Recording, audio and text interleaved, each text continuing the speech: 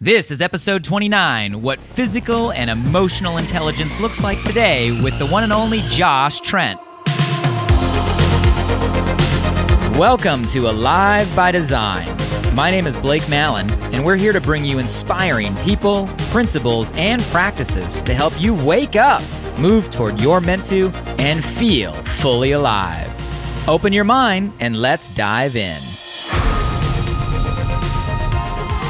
Hey guys, before you listen to the podcast, I just wanted to say I really appreciate you being here, and I'm super excited about this new quarantine conversation series.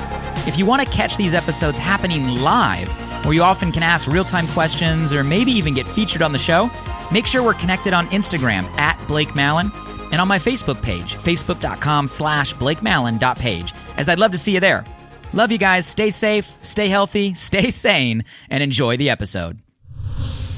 Welcome to today's quarantine conversation. For those of you that have been following the series here over the last few weeks, just to add value, to share some inspired thoughts, and on special occasions, bring in some guests that are close to me that add value to my life, and I believe will add value to all of yours, with the whole spirit of really equipping us, not just to go through this interesting season or time we're in, but how we can actually grow through it, how we can become better because of it. As we're in this crazy kind of forced pause, this interesting time where really the whole world is, trying to figure out what this new normal will look like. I love that we're in this together. We're growing together. We're becoming better together. And I love all of you and appreciate all of you that have been plugging into this series. I love that you're here, and we're hoping to have some fun and provide some value today. So guys, we're going to go ahead and dive right in. Very special treat today. I love it when I have a chance to share with all of you relationships, like I said, that have added value to me. And today's individual is someone that I built a new relationship with, actually similar social circles, have a very, very close personal friend. He's someone that is by far an expert in his category. I've reached out to over the years just for kind of personal advice or guidance, on different entrepreneurial ventures, especially when it comes to kind of the digital media space, and is definitely someone that can give a wealth of knowledge when it comes to the topic of wellness. And we'll explain what that means today.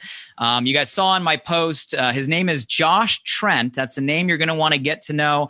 And he's founder of Wellness Force Media. Now, Wellness Force Media is a media company that's driven primarily by Wellness Force, the radio podcast. You guys can check it out on all major podcast platforms. An amazing podcast, and over 400 episodes, 2 million downloads to date. So an extremely successful podcast out there. He's definitely one of the largest in the health and wellness space. 17 years as a trainer, a researcher, really focused in on the topics, and hear me with this, guys, physical and emotional intelligence.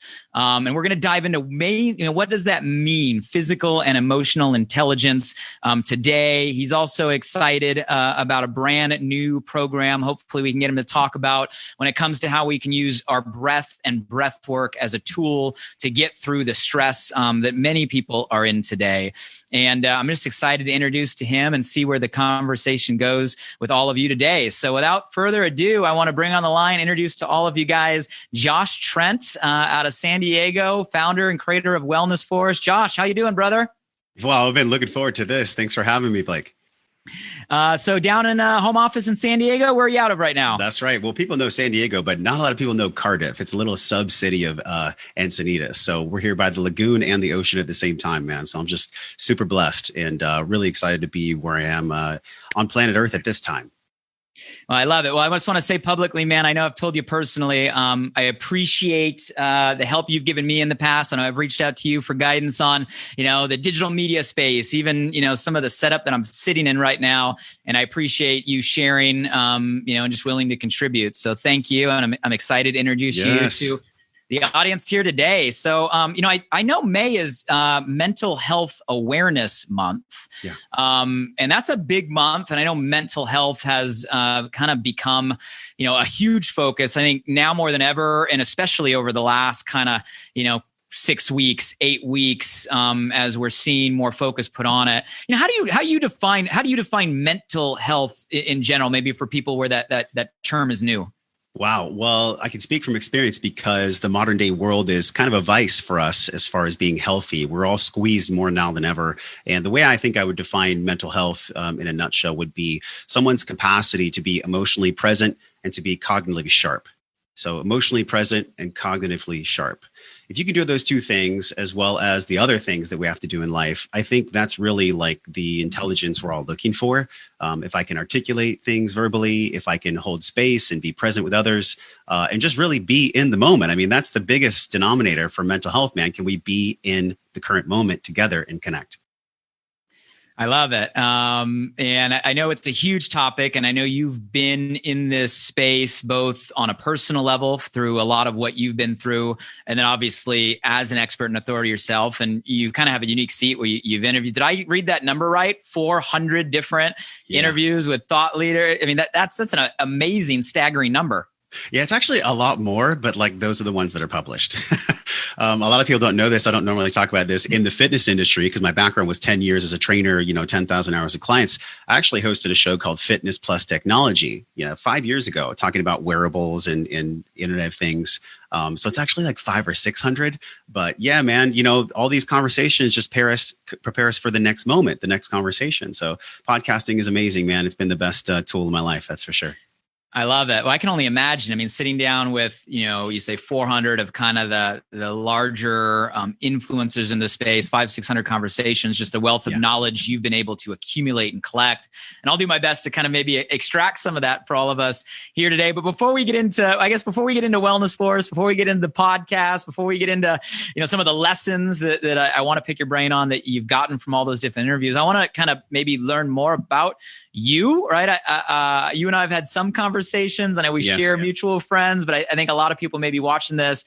This is the first time they're getting introduced to you. So let's kind of go, take me back, early years, who you are, where you're from, kind of like the original path you were on before this crazy pivot into fitness, health, and wellness. Would love to learn. Yeah. So born in La Mesa, California. I was actually born to a single mom. We were raised on welfare. So for people who don't know, welfare in the 80s was like government cheese and Kix cereal, and organic wasn't even the conversation. So my soul chose to come into this world to a mom that did the best she possibly could, struggling with a bipolar disease. Speaking of mental health herself, dad leaves home when we're real young. So here I am, bam, young man, 5 going into 6, going into 7, and really didn't have the intelligence, the coping skills, as so many of us can relate to deal with the demands of stress and being bullied at school and whatnot. Flash forward, I'm 18 years old. I graduate high school, have no idea what I want to do with my life because I never really received the tools. And I think that many of us can respect the fact where I was and where we all are with parents that do the best they can. Have a lot of love and respect for my mom and my father, done a lot of healing work around that. But at the reality of that time was that I didn't necessarily have the physical or the emotional tool set that I needed to thrive, that I need to really do well. So flash forward now, I'm 21, I'm 280 pounds, Blake. I'm in this relationship that I hate. I'm in a career that I hate, not using my voice, not expressing. I was a automotive technician for Mercedes-Benz. The universe was giving me all these signs that the transformation was coming, but I wasn't really listening. I was drinking beer at a party, as so many of us do. I'm 21 years old, and I just looked down at my stomach. I'll never forget this, actually. It was the first time I had really connected to some sort of a higher power. And I just slammed the party cup down, and I was like, I'm done. There's more to life than this. And there was a message, almost like a ticker tape that flew across my brain. And it told me there's more to life than this, which repeated again in my life a couple of times. So I ran home drunk, man. I ran home drunk. I think I typed in the computer, how do I be healthy or how to lose weight? That set me off on an 18-month journey of losing 80 pounds. I was 280 pounds. I got all the way below 200 pounds, gained a bunch of weight back, then became so frustrated with my health without the intelligence that I just said, I need to change my environment. But when I changed my environment, I sold everything I owned, my truck, my clothes, cut all ties, moved to Hawaii. But looking back, what I realized is that wherever I went, there I was. And wherever you go, there you are. just because we change our environment doesn't mean that we're changing the fabric of who we are. And so I really took a big look at like, what is the physical conduit? How do I keep my conduit healthy and clean? It was a very exciting time. I was working out at a 24-hour fitness at the time. And this fitness manager came up to me and he was like, hey, I've seen you working out. You should think about being a trainer. And I was like, what's a trainer? I didn't even know the profession existed. And did that for 10 years. At the end of that, got burnt out with that, went to the technology sector, learned about wellness tech, learned about software registration, learned about how to leverage SaaS products, then left that, got the gift of being fired, which is a whole nother podcast, which led me here to you now. Wow. Definitely a lot in that conversation that I want to unpack a little bit. So 21. So let me go back in that phase. Like, I talk about you're supposed to, right? And what I mean by you're supposed to is I feel, and kind of one of my beliefs is we get a lot of pressure from whether it be our parents or our teachers or a lot of our environment when we're growing up on kind of what we're like supposed to do, kind of following a societal script, so to speak. I'm curious, like what was your supposed to? So prior to slamming the cup down, I want to go there and Sure. running off to Hawaii. Like, what was the path you were on? I love how you frame that up because these lessons that we learn sometimes are the unlearned lessons and the sins of our fathers and mothers. And that's definitely my case. You know, I look at my grandfather who was in World War II, my other grandfather who was in the war, my dad who dealt with his own financial struggles and mindset issues, my mother who dealt with her emotional health issues. I look at most branches of my family and I think, man, are these lessons that I'm learning? Are they even mine? Obviously they are, but I'm learning them from generations back. If you look at the work of Mark Wolin and also Bessel van der Kolk, The Body Keeps the Score.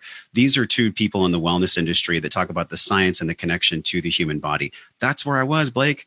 I was literally trying to figure out, what am I actually doing here on planet Earth? Like, I think a lot of us try to go there.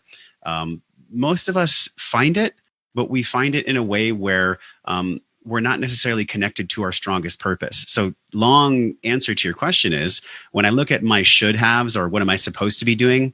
Well, you're supposed to make money. You're supposed to get a safe job. You're supposed to be and do exactly like your mother or exactly like your father did. Maybe a little bit better, but don't rock the boat too much because then you're going to make the family look bad or you're going to make people in your extended family look bad. And it's just not the case. Again, like I have a lot of reverence and love and respect for both my parents, but you only know what you know. You don't know what you don't know. And these blind spots infect so many of us until we have the courage to look deep inside. And that's where the shadows produce all the things that are really going to move us forward. That's my case, man. And that's why I'm here with you. I love it. I think everybody on here can relate in some way to that, right? I've never heard it put that simply. We're all supposed to be what our parents were, but maybe a little better, but not too much better because you don't want to make them feel bad. I've never heard it put that way, but I think a lot of us can relate. And I think that's more than just our parents too. It's well, a lot of it's subconscious. A lot of it's subconscious too, right? We're not even knowing that it's in process. If you look at the work of Carl Jung, like until you make the unconscious conscious, it's going to rule your life, and then you're going to call it fate.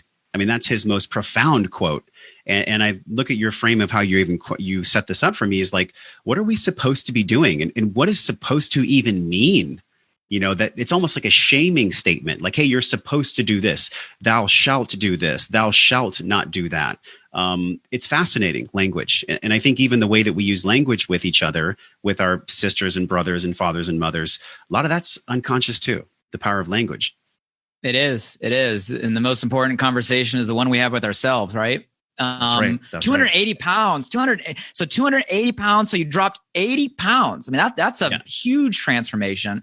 So I want to go to that moment because you kind of said that, and you've probably heard there's an old story kind of in personal growth land that I'm sure many of you guys that have been around the block, read a lot of books, been to the seminars, you maybe heard, but it's always a good one. It's true. And it's the story of someone seeing the dog sitting there screaming and yelping and the dog just whining and whining and whining. And, so one mom goes, why is the dog whining? And the person says, well, the dog's, sitting on a nail. Well, why doesn't the dog just get up? Well, the nail's not deep enough yet. Right. And so many of us, we do that. We're sitting on a nail, we're whining, we're beating ourselves up, we know there needs to be a change, but it's just not quite deep enough to get up and move and make the change. Yeah. So I'm curious for you, like, what was that moment? You said 21 at a party, slammed a cup down, literally ran home, and then, changed everything from that point. Like, what was it that made that moment enough is enough, the nail's deep enough, you're going to make a change versus any other moment prior to that point? Well, looking back, I didn't know this, but I can also see that the truth was my soul was screaming at me so loud that I couldn't ignore it anymore. I like your analogy too, because I think about, the vice that I talked about when we first started this around mental health. Stress is like a vice. Stress is cumulative. We can only experience so much stress to our nervous system before we start to have breakdowns and energy coming out sideways. Energy coming out sideways is actually where disease comes from, whether it's addiction of any kind, smoking, pornography, food, shopping, working, they're all addictions. Well, I had addictions that were already being formed from seeds that grew when I was an adolescent, which is where all the seeds for us grow from addiction. And I wasn't tending to that garden. And so when the weeds in that garden of addiction became so high, I couldn't see enough out of the garden so that I could connect with anyone. I couldn't connect with myself. I couldn't connect with my family. I couldn't connect with my friends, but I could drink and smoke and watch pornography and do all these things that are unconscious behaviors. And I'm not saying those tools are wrong or bad, but so many people, especially men, fall into these categories where the burden is so much that if they don't have the proper training, they don't have the proper intelligence from childhood, their little system just can't handle it. And when I say little, I mean the young man, the inner young man or the inner young woman that's inside of us all. So what I was dealing with that broke me, you talk about like, where was I in enough pain to where I wanted to change? I think my soul just said enough. Enough of not being connected to who I am, enough of being in this world and just pacifying and sedating my emotions through alcohol and through addictions. Like enough is enough. And I think we all reach that point in life, luckily, thank God for me, it was like 21. Things repeat until we learn those lessons. And so I look back on myself and with kindness, but at the time I had no idea what was going on. I mean, talk about the ultimate breakdown for a 21-year-old man, like not in the right relationship, body he hates, career he hates, health, wealth, relationships are the fabric of our psychology. If those things aren't taken care of, and if we're not satisfied with those things, that can lead towards a lot of people leaving the planet. That's what leads people towards suicide. So thank God that I was able to have that spiritual awakening and come to my own truth. Yeah, it's crazy. And I'm just listening to the amount of layers you let kind of pile on, all right, until you hit that moment. Yeah. And it's crazy because so many of us are able to hold so much pain, right? I mean, I'm writing down as you're talking and you're saying you were obviously, hated where your health was at, right? Yeah. You said you're in a bad relationship or a toxic relationship. You didn't like where your job was headed, right? You hated your body. You were getting into depression. Like that's just a lot of layers on layers to finally you're like, enough's enough, right? We hit that point. And, to everybody watching, I think, have you been through that? How many guys can relate to having so much where finally you got to the point where like, is enough is enough? I'm sure some of you will relate to that. And you're like, man, that was my pivot. That was my shift. But I also know there's probably a lot of people out there that still have the layers on them. They're still sitting and I can hold more and I can take more and they haven't made that shift. You said something key there. You said you hit a point where you realized there was more to life than this. Can you elaborate on that more? There's more to life than this. Like, what did that mean to you? How powerful was that to you? Well, when I say this, what I mean is the existential, universal human law of this, because all we have is this. If you look at the etymology of this is the current moment. This is all we have. You and I are connecting right now. We have no idea what's going to happen in the future. And we sure as heck can't go and fix the past. So that's where, depression and anxiety come from, is future and past. So what I mean is when I was at that point, I didn't even know what this was. When I say this, I can say it from this moment looking back. Back then, I didn't even know what the heck this meant if I were to have conversations like this with you now. So what happened is I got to this point where I was so upset from a physical perspective that my body was screaming at my mind. And then my mind was screaming back at my body. I mean, talk about the war that everyone goes through. This is a universal human law. When we're not in alignment, the law of vibration can't come through. When we're not in alignment, there is no law of reciprocity. They operate in the same frequency. And so if we're not tuned into ourself, if we're not aligned, our heart, our dreams, our goals, our family, our purpose, if everything's not lined up, how do we expect any kind of signal from higher power or even from ourselves to be transmitted properly? That's what was going on with myself. That's what we all deal with as human beings. And that's why we're all here discovering this intelligence. I love that. So when we're not in alignment, right, with really who we are, so to go a layer deeper, if you're stuck in that supposed to, you're by definition not in alignment, because it's impossible in my experience to try to be somebody for everybody else while still be yourself. Those are different things. By definition, if we're trying to be somebody for our spouse or our boss or our friend or our whoever, we are by definition out of alignment with who we are naturally meant to be. Tell me about that search for you, right? Because that's easier said than done. Or it's one thing to recognize, yeah, okay, we know I shouldn't be following all that, right? Yeah, I probably should make a change. But it's a whole other thing to actually like go on the search for, who's Josh and come back with an answer. So like, what was that search and what was that experience like? Well, it's quite the philosophical conversation. I'll do my best, Blake, but my share here is really a mirror of all of us if we have the courage. And that's the one word that I want to pin at the top of this segment is like, it takes spiritual, emotional, physical courage to be able to even ask yourself the question, who am I? Straight up. I mean, let's just start there. It takes incredible amounts of courage to follow your heart. Most people don't even know what the heart sounds like. The difference between intuition and fear. Intuition is a soft whisper. I had no circuitry to pick up intuition at that time because I was blocking it so much with sedation of all the things we had mentioned, right? The opposite of addiction is human connection. I wasn't connecting to myself. I didn't even know who I was, but I did know that I don't want this. And honestly, like for everyone here, sometimes that's enough. Sometimes if you don't have the clarity of exactly who you are and where you're going, at least take a big, huge breath, pause and just assess where you are and ask yourself, do I want to be here? The next step doesn't always come from having clarity on where you're going to go. The next step comes from being dissatisfied and frustrated and really present to what is. And for most people, what is so scary. They'll be in a marriage for 10 years. They'll be in a career for 20 years because they never actually have the courage to stop. And I'm not shaming them because who knows? I don't know the first thing about people here with us. And they're learning about me to learn my things. And I don't really know the first thing about you, Blake. We're just getting to know each other here on this show, which is incredible because we're all trying to figure out who are we, what do we do, and why do we do it? Everybody understands Simon Sinek's talk is so great because it sticks to their soul. People don't buy what you do. They buy why you do it. So I'm trying to figure out why I do the things. And then that brings me more of what I want, but only if I serve people and only if I serve myself. I love that. And I love the way you framed it of, look, it's maybe not about getting clarity in the answer, but at least clarity to ask the question. I think that's huge, right? Because so often we're like, I asked the question, I don't know the answer. And we feel like that was a failure, or I'm not enough, or I didn't get to where I was looking for. But I love that. Talk about a shift of a script.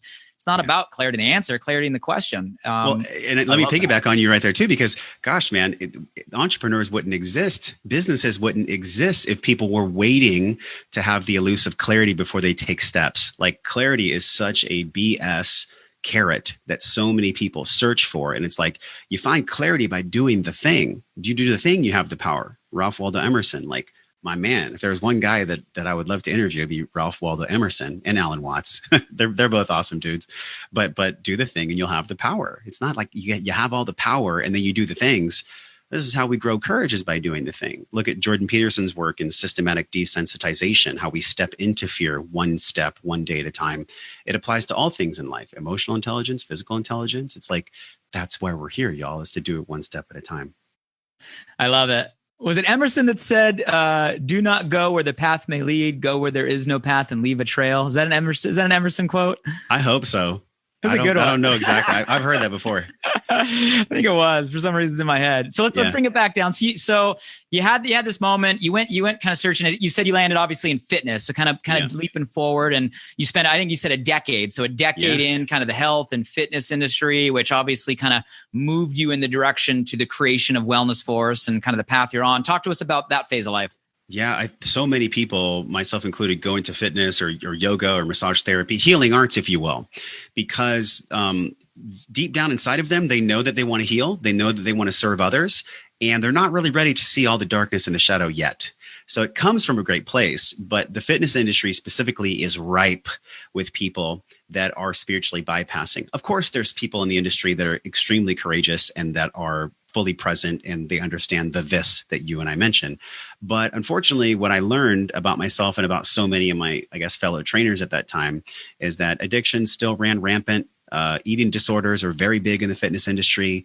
It takes a real spiritual warrior, whether you're a man or woman, takes a warrior to be able to be in an industry like fitness that's so demanding. I mean, Blake, we're talking about 7 to 11 hours, sometimes 12 hours a day in a gym on your feet. I don't care who you are. Like, that's challenging, right? Especially being emotionally present and having the vernacular and the academia of physiology to be present for clients. So anyways, that led me down a path of burning out because I didn't understand how to have proper self-care practices. Because I just figured, if I push the gas pedal down, eventually I'll be successful. Well, that wasn't true. And I think so many of us can relate to that. It's like, just because I work harder doesn't mean I'm working intelligent. Got burned out, left the industry, really just didn't want to be a trainer that counted reps for somebody that was wealthy in La Jolla, that was coming to me after a nail appointment. Like, that's what it felt like sometimes. And so I left the industry. I didn't know what I wanted to do. And again, it goes back to when I was 21, I didn't know exactly what I wanted to do. I know I wanted to help people, but I didn't have the clarity. So I just took a pause and I was like, all right, I'm done. I'm going to let this go. I'm going to quit. I'm going to move on. And I just worked with my soul. I just worked with my inner guidance system. And I found that, okay, well, maybe I can try having this safe job thing. I had been my own boss for 5 years, but maybe I'm not an entrepreneur. Maybe I can't do it. I let doubt creep in like a virus of the mind. And I put my little dream of Wellness Force in a box, man. And I just put it to the side. And I didn't lock it though. I just put it in a little case. And for 3 years, I was in technology. I got hired at active.com. I still wanted to be like healthy. So I was helping people register for marathons.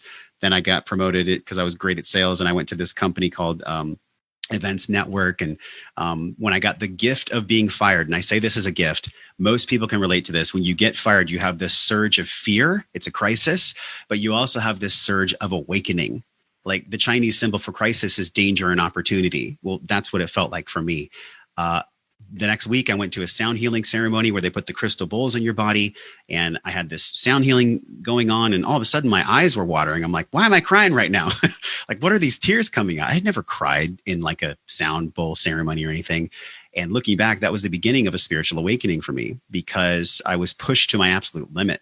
You know, financial is base level hierarchy when you look at Maslow's triangle: financial, safety, security, then procreation and actualization. So my bottom of my pyramid was being very challenged. And I got to this place where I was looking over a golf course. I'll never forget this, man. Looking over a golf course in La Costa, staying at my friend's place. We had just put my mom in a mental home. I just broken up with my ex-girlfriend, and I was totally broke without any path forward. And I'm like, okay, God, I'm here. Like, I just remember crying that night, and I was like, I'm going to do this. I'm going to pull the trigger. And I'd always wanted to have a podcast. I always want to be my own boss. I'd always wanted to do something that was close to my heart. So I went in that box and I opened that box that I had watched every day for 3 years with Wellness Force inside of it. And I had the courage to pull it out. And I just said, cool, I'll die now.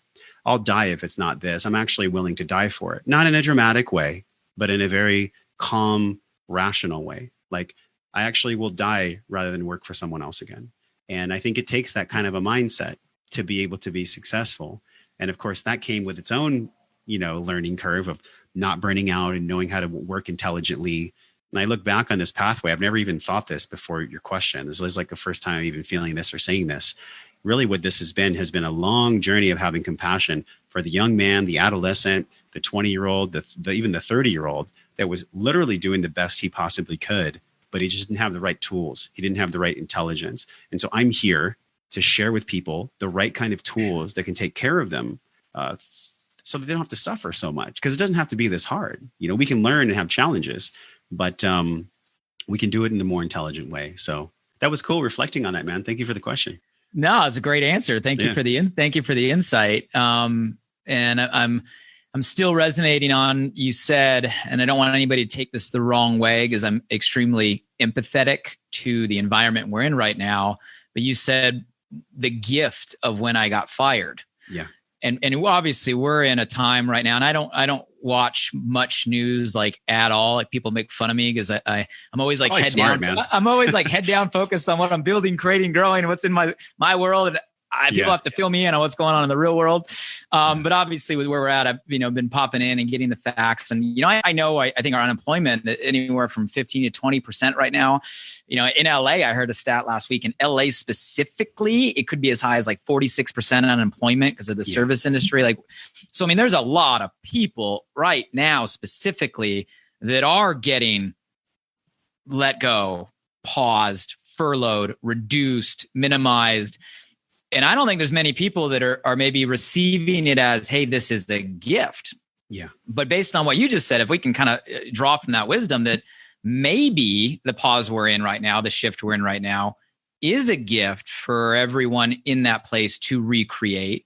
And I share the same experience with you, Josh, where it's like, you chase the supposed to of a job.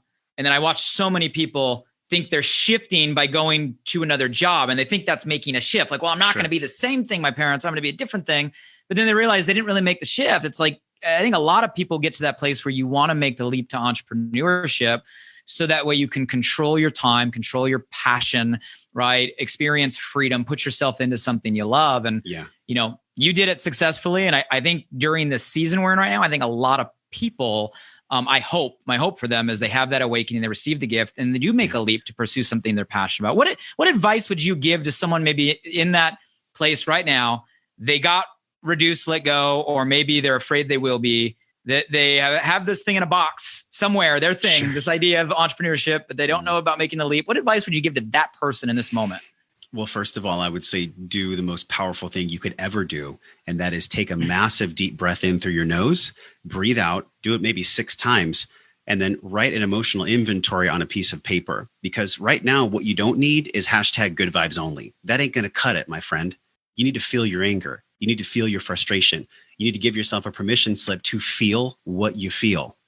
Let's let that pause for a moment, because that's really what I'm talking about.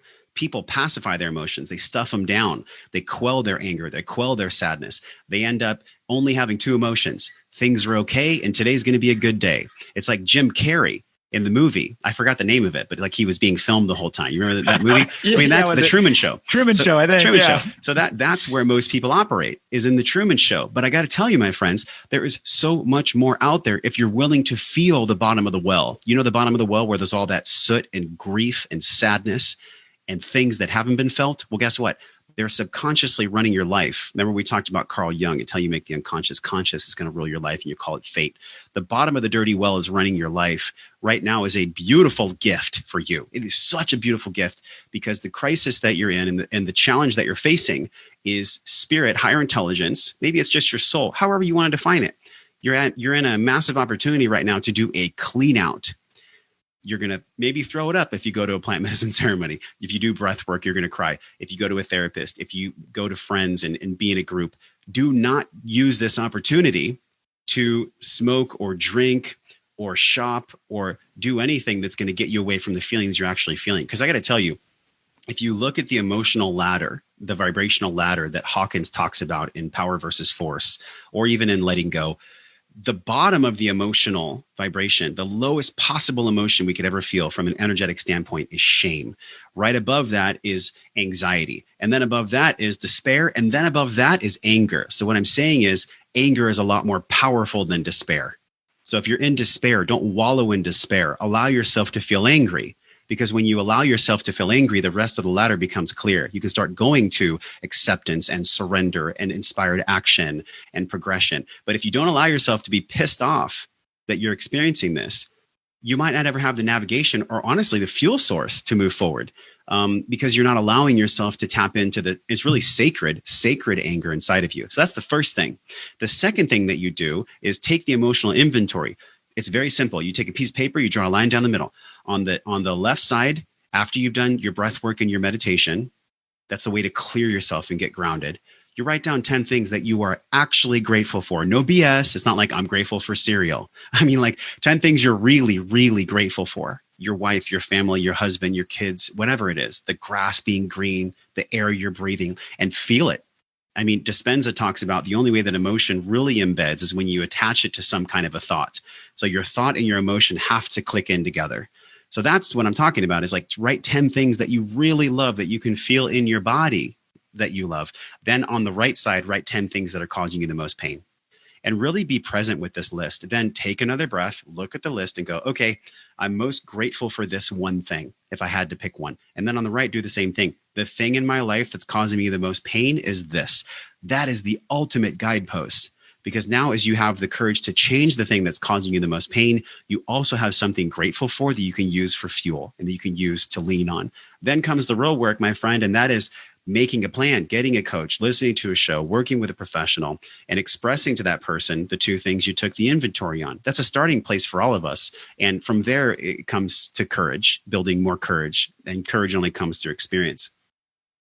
I love it. Simple, practical, but powerful. How many of you guys who just heard that are actually going to apply that? Like make your 2 lists, like do it tonight.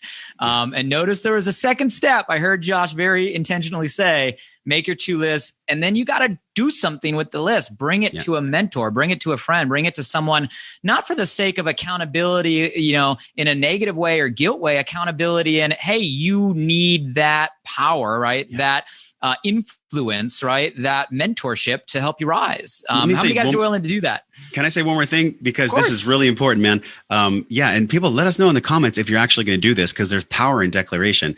I got really excited, man, because you were talking about this, about doing the thing. And I was feeling like, oh, well, the most powerful thing we can do is call somebody that we care about so we can be vulnerable with them.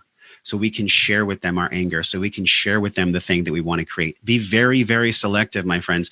Take an inventory of your friends and be like, okay, out of my whole friend and family group, who do I know really has my back when I'm grateful and when I'm angry? Who do I know really has my back? Because if you start to do this inventory and you take the courageous leap to share with the wrong person that doesn't have the intelligence and can't hold the space and doesn't have your best interest in mind, your subconscious could actually use that as fodder and as evidence that it's not going to work out for you. So be very selective who you share your dream and your anger with.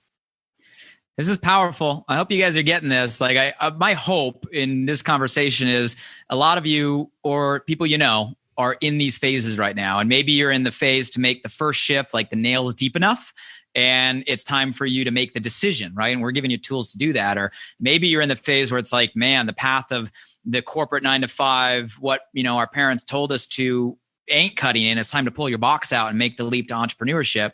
Or maybe you're in the path where it's like, we got to harness the emotion we have and it's time to use that as a fuel source to move forward. Because you're getting practical tools here from Josh, like simple, practical, do this, take a step, move forward. And my hope is there's a lot of you guys that do that.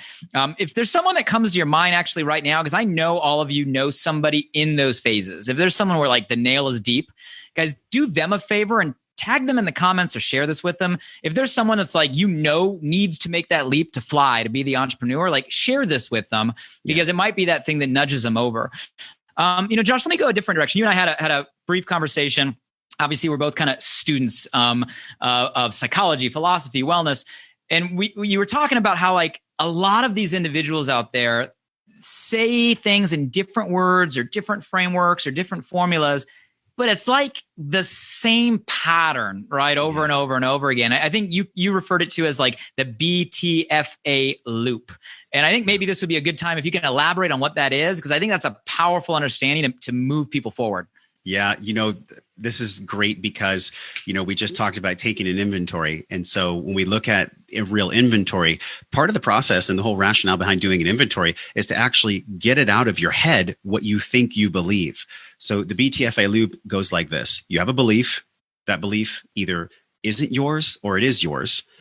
Well, it's yours because you have it, but it might not be yours because it might have came from your father, your mother, your grandfather, your sister, your caregiver. So let's just start right there. We have a belief. That belief turns into a thought. Thought is a subjective piece in the mind. So we have a thought in the mind that creates a feeling, an energy in motion, an emotion in the body. So we don't need to elaborate more on that right now. But then from that feeling the BTFA, then comes the action.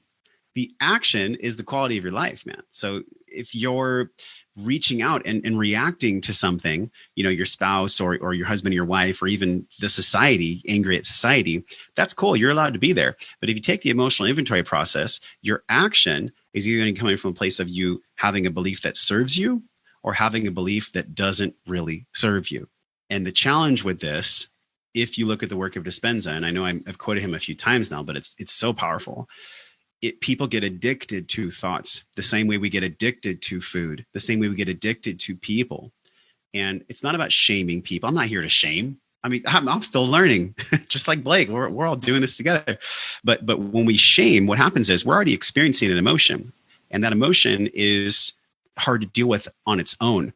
But when we shame on top of the emotion, there's no inventory. There's nothing. We're just a conditioned bundle of nerves. So the BTFA loop came from learning from Gretchen Rubin and her 4 personality types, her tendency types, learning from the 5 personality patterns in Stephen Kessler, understanding Charles Duhigg's work and the power of habit, an amalgam of all of these people. My mentor, Dan Party from Human OS, the loop model from Nir Ayal. If you look at the great people in health and wellness and personal development, they're all saying the same thing, my friends. They're all saying the exact same thing. And it is, you are your beliefs, which creates the thought, then you feel something, then you take an action.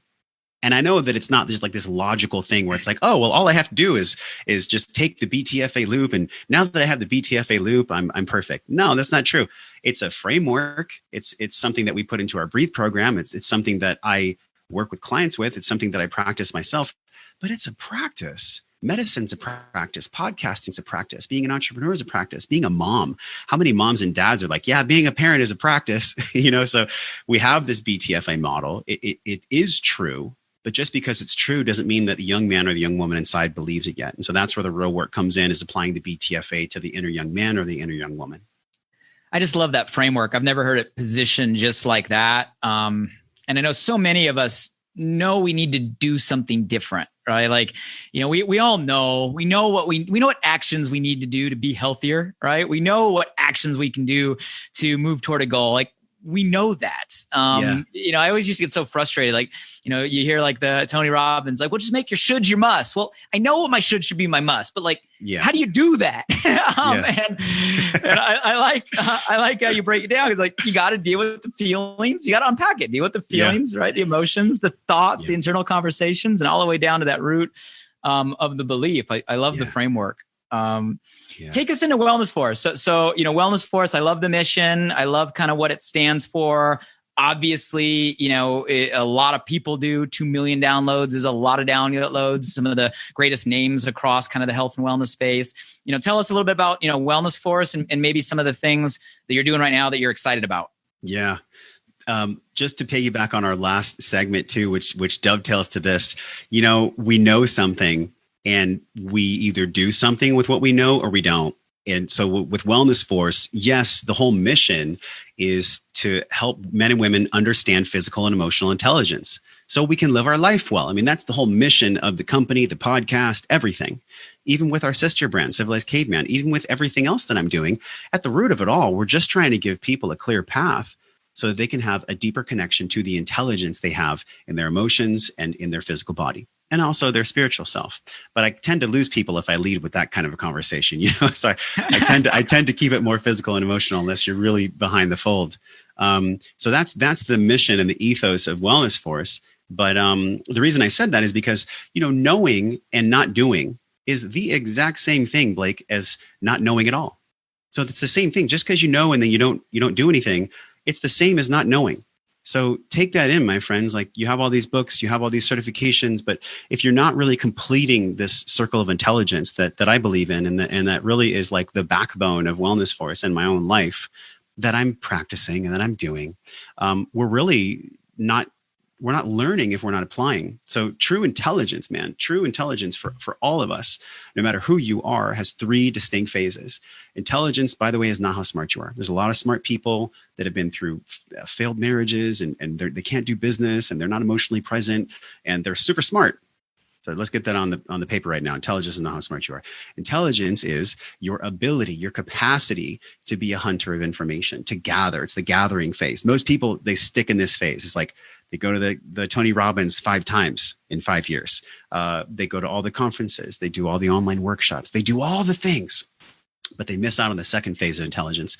Intelligence has the second phase of application. Application is the bridge between the third phase and the first. Application is where we try things on. We put the sweater on, we see if it itches.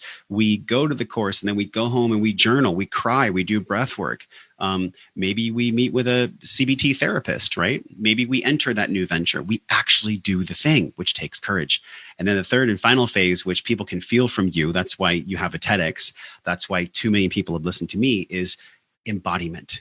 You cannot fake embodiment. It's either in your body or it's not. And if it's not, people know. So the first phase, we gather. The second phase, we apply, we iterate, we do. And then the third phase of intelligence is it's finally within us. Think about that phrase, the etymology. It's embodied. I mean, it's literally in our body. We can't help but be happy, joyful, connected, free, successful, whatever it is, because we don't have to try so hard. We don't have to try so hard when we're embodied, and embodiment we cannot fake. So that's what Wellness Force is all about. This movement is about healing mental health. 2020 is like the mental health year. We're in the mental health month. If you want to heal mental health, stop running awareness campaigns. We don't need any more awareness campaigns about cancer, about disease, about anything. We're all very aware, my friends. We're aware. Like, it makes me actually upset. I'm feeling anger in my body. I'm allowing myself to feel it, right? Because so many people are aware, but they're not applying. They're not embodying. So we don't need to gather more information about mental health. What we really get to do is have a courageous conversation about mental health. That's what we're doing with Wellness Force. That's where these superfoods and the breath work and the wellness life design programs really help people, because what are we going to do unless we have some type of accountability and guidance and support? Really, it's connection, it's community. Like, that's why we're here. That's what we're doing. I love it. And I agree. And I think we're going to hit that point. I do. I think there's just so much information right now and so much attention. And again, the pandemic has just exaggerated both the feeling and the spotlight. I got faith. We're going to hit that point where it's going to move toward the application and people starting to apply, and the embodiment. More people, that are like everybody watching this right now that are going to not only take action themselves, but do it in a way that lives and leads by example, to inspire others. You mentioned a couple of times breath work. Breath work, obviously, it's fascinating to me. I talked with, I had a conversation with Jeremy Jackson. I don't know if you know the name. He's a close friend of mine. He was Hobie from Baywatch, really big kind of childhood star. And we did a quarantine conversation a couple of weeks ago. And he actually opened up that topic too. He was just talking about how breath work, it was a tool for him. And I know you mentioned it a couple of times, and I know you're doing some work in that vein. I've heard it a lot these days. I've played with it a little. I'm definitely not like way down the rabbit hole, but I do see it as like a simple, practical tool, especially for what people are going through today. Maybe elaborate on that. Yeah. Think about what the only thing is that we can control when it comes to our stress. We can't always control our thoughts. We can't always control other people, even if we want to, right? The only thing we can control when we're faced with stress is our breath. That is the only autonomic or automatic in the CNS, the central nervous system. We have the sympathetic nervous system. We have the parasympathetic nervous system. Sympathetic, just a super quick high biology lesson. Sympathetic is fight and flight. This is when you feel that rush of blood and you want to tear somebody's head off or flip them off on the freeway or yell at somebody. That's sympathetic nervous system. Parasympathetic is rest and digest. This is what controls your heartbeat, your respiration. The most powerful thing to know about breathwork is this: whether you're spiritual or analytical, it is the only automatic, and it's the only voluntary system that we have control over. So in the divine intelligence, when we were created, the creator put us here on the planet with a mind, with a body, with a soul. And we can control the body if we're conscious enough to tune into our breath. So when I take a deep breath in through my nose, I'm allowing myself to feel my stress. When I exhale through my mouth, I'm releasing that stress. It doesn't take a rocket scientist to figure it out. Now, there's specific breathing patterns that we go over in breathwork.io in our program Breathe, where we take people through what we call acute stress management moments. So if you're going on a stage, it's much different kind of stress than if you're fighting with your spouse. It's much different kind of stress than if you're giving a work meeting. It's much different kind of stress than if you're wanting to be great in athletics. There's a lot of different ways that specific acute stress management breath work can help you. And then, of course, there's catharsis breathing. Catharsis breathing might be what your buddy was talking about, where you do like 30 minutes of circular breathing. And then that really induces a lot of stored trauma release, which science is showing now has always been there. If you look at Wim Hof and the absolute incredible movement he's created in breathwork. So again, whether you're spiritual or you're an analytical person, breathwork is powerful for you because it taps into your stored emotions and it allows you to release acute stress. So it's a fit for everyone, and anybody can do it. You know, some people with health conditions, they need to be careful doing the catharsis breathing or even the circular breathing. But for most people, and by the way, I'm not a doctor and I'm not giving you medical advice. I love that we have to say that, but it's true. Disclaimer. Disclaimer, right? So when you go and check out the programs, like I'm just giving you my experience in 17 years in working with clients in 3 years and traveling. I went to Colorado, and then I went to Hawaii, and I did Mark Devine's breath work, and then I did the Soma breath work in Thailand. I spent a month in Thailand. Like, I've really understood the different capacities of breath work in 2 long weeks at Rhythmia in Costa Rica. So I just created this program because I thought, man, like this is what the world needs right now. How many people are so not in their bodies? They're all neck up, Blake. Everybody's just in their heads. They're angry. They're not like, there's power in that, you know? So that's what breath work is all about. I think you said breathwork.io. Am I saying that correctly? That's right. Yeah. If you go there right now, we're actually going to give you a week of breathwork for free. So you just go to breathwork.io. It'll take you to a page. You can download a guide that we have, and you can learn more about the program there. Awesome. So there you guys have it. Go there if you want to learn more on the practical tip, breathwork.io. Let's maybe jump to the comment feed here. I do some rapid fire before we maybe go into some closing questions. I got Liv asking, Josh, at what point did you feel you had enough knowledge on the subject of wellness to start a podcast? At what point did I? Wow, that's a great question. You know, it's funny. Like I even still to this day, like, you know, 500 interviews and 2 million people and hosting panels at PaleoFX and hosting panels at CES and like doing all these things. There's actually still a tiny little shadow in me that says, are you good enough to do this? Are you sure you should be doing this? And I think my friend who asked that question, what was her name? That was Liv. Liv, you're always going to have a little bit of that in there, and that's okay. It's always going to be there a little bit. The moment for me came in that pain point, that inflection point where I was looking over the golf course and I was crying and I was actually willing to die. I thought, okay, I'm not going to listen to this voice anymore that says I'm not good enough or I shouldn't be doing this, or, you know, what's the expectation? Should I get a safe job?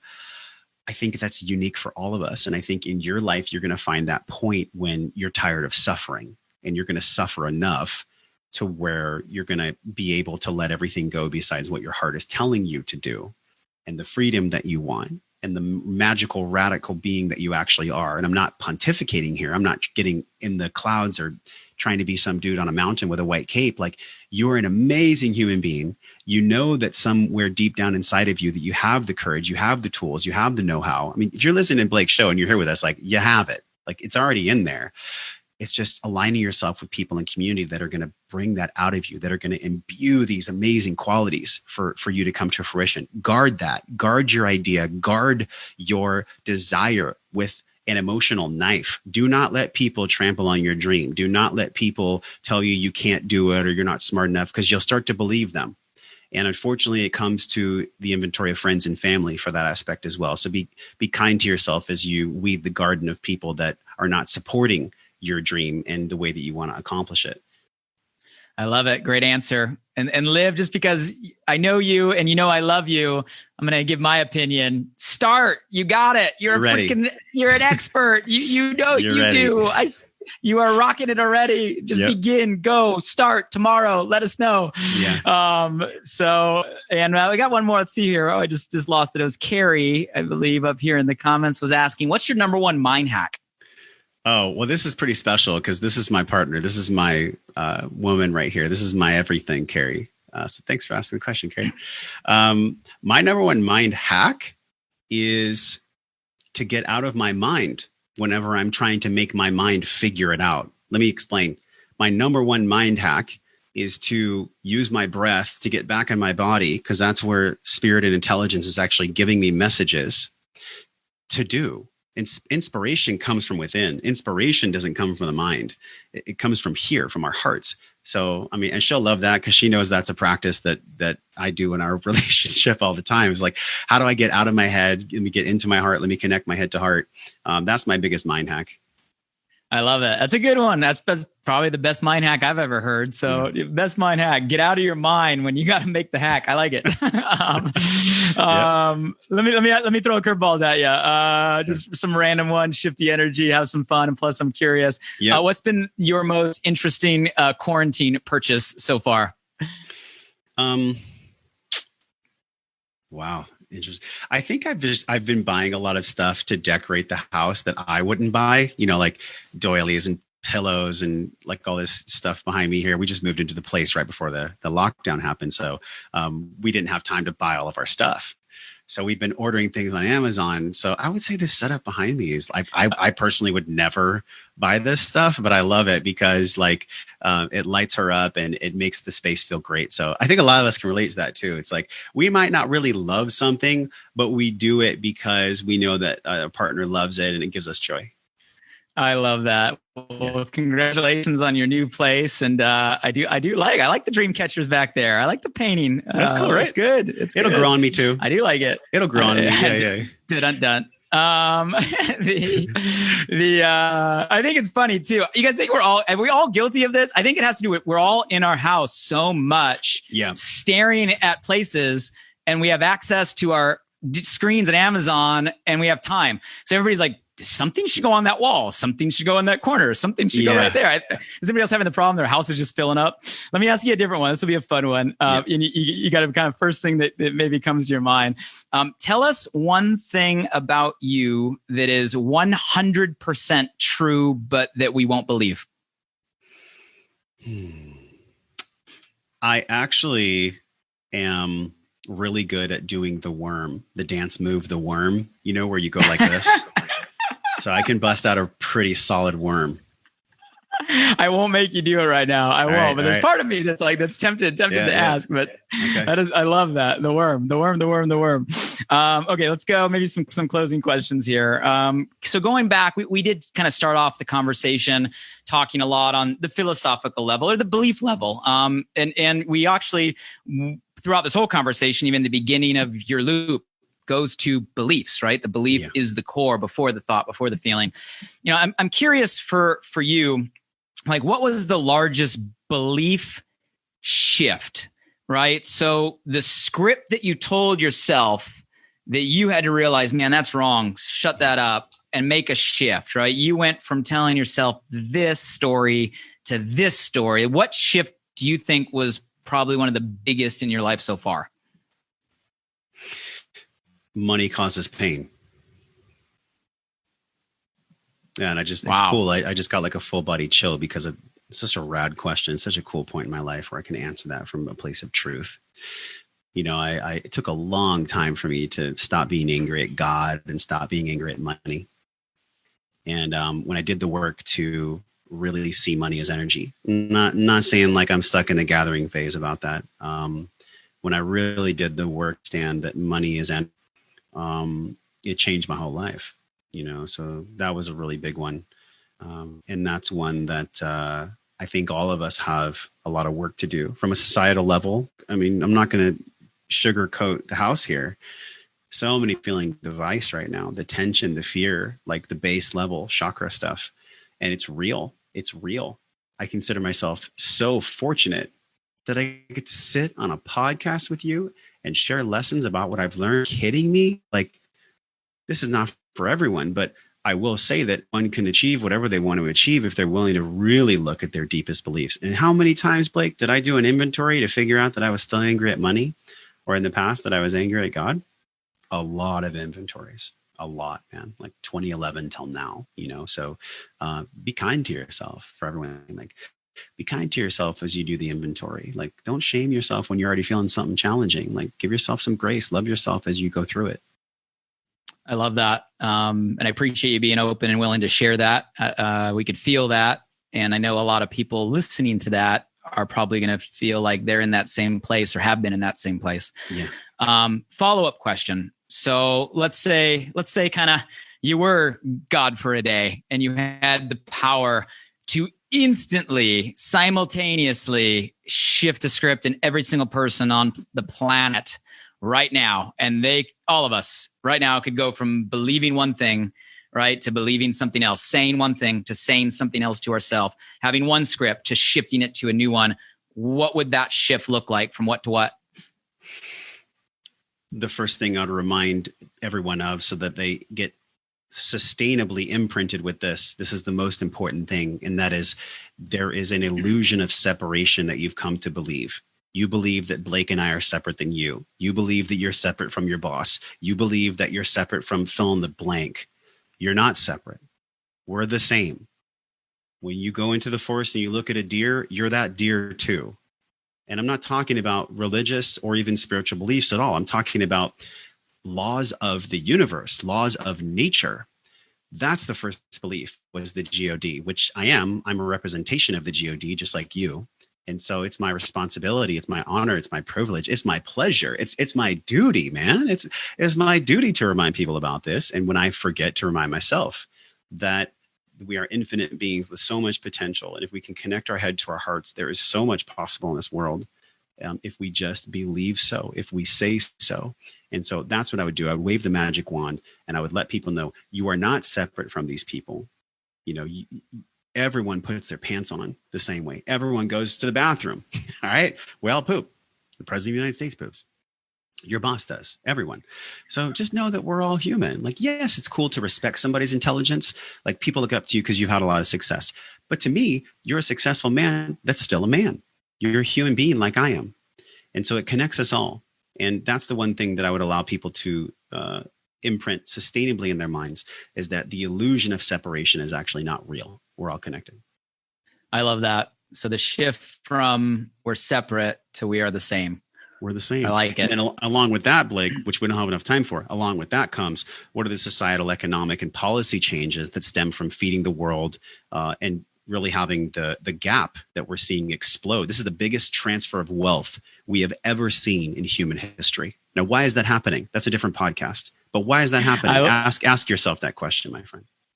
I love it. What do you guys think? Should we have Josh back? Have you gotten value from today out there? I think that could be a whole other conversation. Yeah. Give us some feedback in the comments below. Josh, I'm going to put you on the spot here for some closing thoughts in a minute. But just to kind of recap, guys, you can find Josh online on all platforms. If you go to wellnessforce.com, that's the website.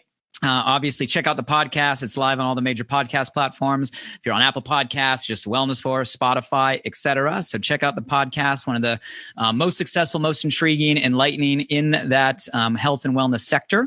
Instagram, just at Wellness Force. So if you got value from him today, go give him a follow, give him a DM. I'm sure Josh would love to hear what you got. What was the $1 million moment, the aha, right? Drop him a note.